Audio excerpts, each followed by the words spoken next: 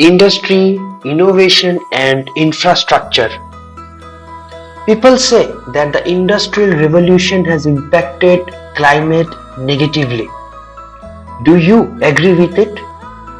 Otherwise, we would still have existed in the Stone Age. We were part of advanced evolution, and yes, it has also caused the environment to a great extent. We also have made some irreversible changes to the which we can only control the further damage. It's a huge topic, but here the idea is just to sensitize the current group of learners or future activists maybe to think about where we are today, as the future lies in their hands only. But before that, let me not villainize the industrial revolution. Of course, it has happened and it has many advancements that world has ever seen. It has transferred the world economy from an agrarian economy to the mechanized economy.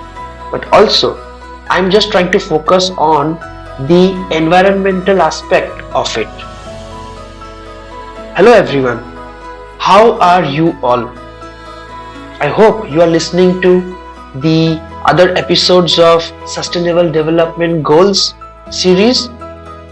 You are listening to Better You, Better Life, a self-improvement plan SIP podcast season 1, and it is in continuation of my small initiative on educating people about Sustainable Development Goal, a 17 episode podcast series which I am doing on the occasion of COP28 on climate change conference that is happening in Dubai. Coming back to today's episode, we will be discussing about Sustainable Development Goal number 9, that is industry, innovation and infrastructure. Okay? Everything has its own pros and cons, like I said, industrial revolution a little while ago. Let us try to understand with the help of a hypothetical example. Imagine a world where innovation and infrastructure pave the way for individuals like Carlos, a young man with dreams of progress and connectivity. Yes, my dear friends, this is the promise that United Nations have committed of the 9th Sustainable Development Goal, that is advancement in industry, innovation and infrastructure. By the year 2030, the goal is to build resilient infrastructure, promote inclusive and sustainable industrialization. In other words, industrialization but with not costing the environment negatively, and foster innovation. But before we progress, how do we embark on this journey of transformation?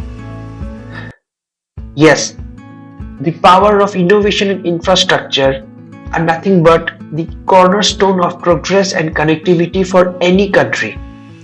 They not only drive economic development, but they also create jobs and enable societies to thrive towards advancement, a better life that one can imagine.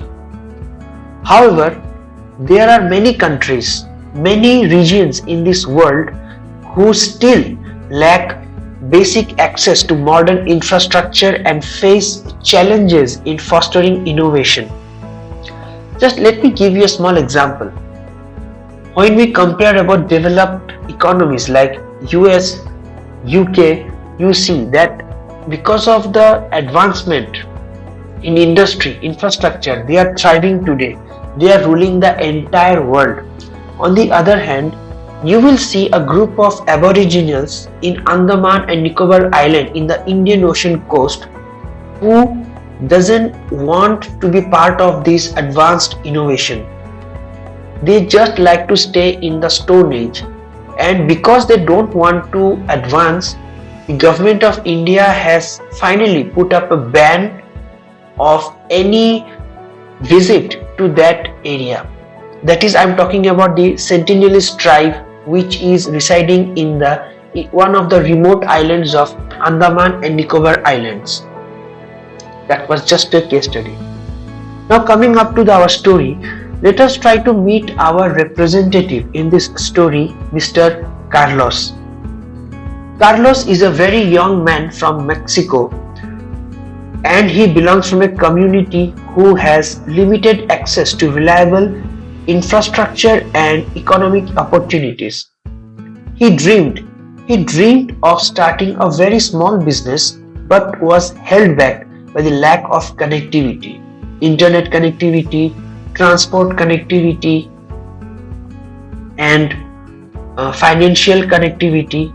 So he was barred from all these logistical challenges.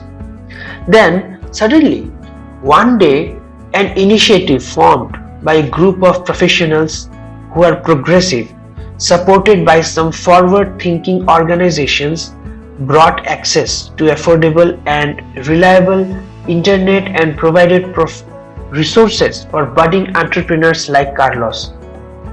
Now, because internet was restored in his village, with this newfound connectivity, Carlos' entrepreneurial dreams began to take into shape, impacting not only his life but also his community. He not only learned skills for himself, but he came up with a successful venture which opened an opportunity for employment of some other youth individuals in his village, and thus all of their life has changed. So it's a small case study, and what we have learned from this. We have learned that youth are the drivers of innovation. If provided a good opportunity and deserving opportunity, these youth can become advocates for innovation and infrastructure, and youth's energy can be capitalized as a catalyst for change. What we can do as normal individuals. See, we can't take part in a bigger initiatives, but definitely we can do a bit from our end in our local community. We can support organizations working to improve infrastructure and promote innovation in underserved areas. Try to take up a job or a volunteer opportunity in an underdeveloped area that relates to your purpose of overall societal development. Take up a job. Advocate for policies that foster technological advancement and access to modern infrastructure. By inspiring and mentoring other individuals like Carlos, you can also contribute to progress and connectivity of nations. In a nutshell, we have discussed about the Sustainable Development Goal 9, that is talking about industry, innovation and infrastructure, III. It is all about creating pathways for progress and connectivity. We have seen that Carlos's journey exemplifies the transformative power of innovation and accessible infrastructure. By actively participating in and supporting initiatives that promote innovation and infrastructure, you become an essential part of making this vision a reality. With this concluding note, that's it for today. In our next episode, we will learn about the Sustainable Development Goal number 10, which talks about reduced inequalities and how it can bring fairness and equity to individuals. We will learn about the importance of reducing inequalities and what you can do to support this goal. I hope we are able to learn something out of Carlos' journey that I have discussed today. I hope that this episode was of some usefulness to you. In our next episode, we will talk about any other goal, any other concept in order to become better version of ourselves. Till then, enjoy your week.